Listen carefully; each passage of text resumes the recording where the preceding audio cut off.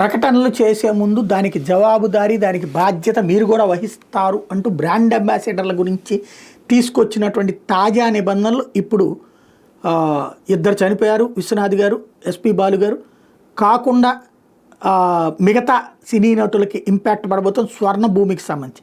దీని మీద ముచ్చట వాళ్ళ కథనం ఒకటి చూద్దాం.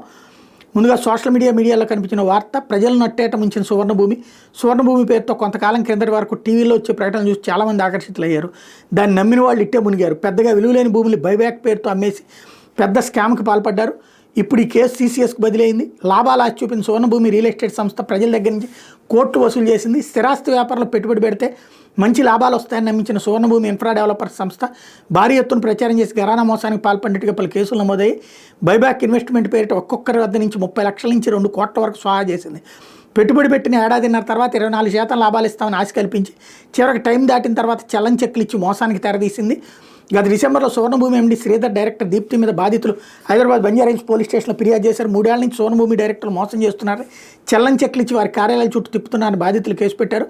ప్రముఖ సినీ హీరో కొణిదెల రామ్ చరణ్, స్వర్గీయ కె విశ్వనాథ్ సువర్ణభూమిని ప్రమోట్ చేస్తుండటంతో నమ్మి మోసపోయామని, 200 మంది బాధితులు ఉన్నామని, 150 కోట్ల నుంచి 200 కోట్లు మోసం జరిగిందని తెలిపారు. సువర్ణభూమి మోసాల చట్టా పెద్దగా ఉండటంతో ఈ కేసును CCSకు బదిలీ చేశారు. పోలీసులు విచారణ జరుపుతున్నారు. సరే, రియల్ ఎస్టేట్లో మోసాలు, అధిక లాభాల ఆశలను ఎరవేసి చేసే మోసాలు తరచూ బయటపడుతున్నాయి. దీనికి భిన్నంగా ఏమీ చూడలేం. కానీ ఆ వెంచర్లకు, ఆ మోసాలకు ప్రచారకర్తలు, బ్రాండ్ అంబాసిడర్ల బాధ్యత ఎంత? ఇది ప్రశ్న.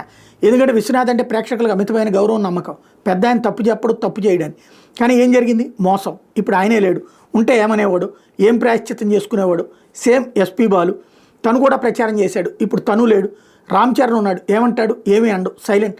తనకు తెలుసో తెలీదో మనకు తెలియదు. కానీ ఇలాంటి మోసపూరిత ప్రచారాలు కనిపించే సెలబ్రిటీలు కూడా ఆ మోసాలకు బాధ్యులు అవుతారు, శిక్షార్హులు అవుతారు. మన తెలుగు హీరోలకి ఆ సోయి ఉన్నట్లేదు.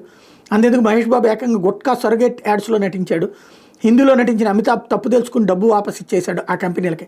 అక్షయ్ కుమార్ కూడా ఆ యాడ్స్ నుంచి వైదొలిగాడు. కానీ మహేష్ బాబు అలాగే కొనసాగించాడు. చిరంజీవి సరే, మరి కంట్రీ డేలైట్ అనే పాల కంపెనీకి బ్రాండ్ అంబాసిడర్. కంట్రీ డేలైట్ మోసపూరిత కంపెనీ కాదో అవునో తెలియదు, కానీ దాని మీద చాలా విమర్శలు, ఆరోపణలు ఉన్నాయి.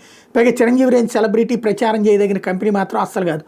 మన వాళ్ళకి ఒకటే తెలుసు, డబ్బు, యాడ్స్. అంతేగాని నైతిక బాధ్యత తెలియదు.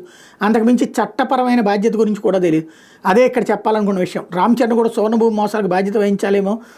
రేవంత్ రెడ్డికి ఇంకా ఆలోచన రానట్టుంది. గత ఏడాది ఏదో కేసులో సుప్రీంకోర్టు కూడా మిస్లీడింగ్ యాడ్స్ విషయంలో సంబంధిత సెలబ్రిటీలకు బాధ్యత ఉందని చెప్పింది అన్నటువంటి వార్తని ఇక్కడ హైలైట్ చేశారు.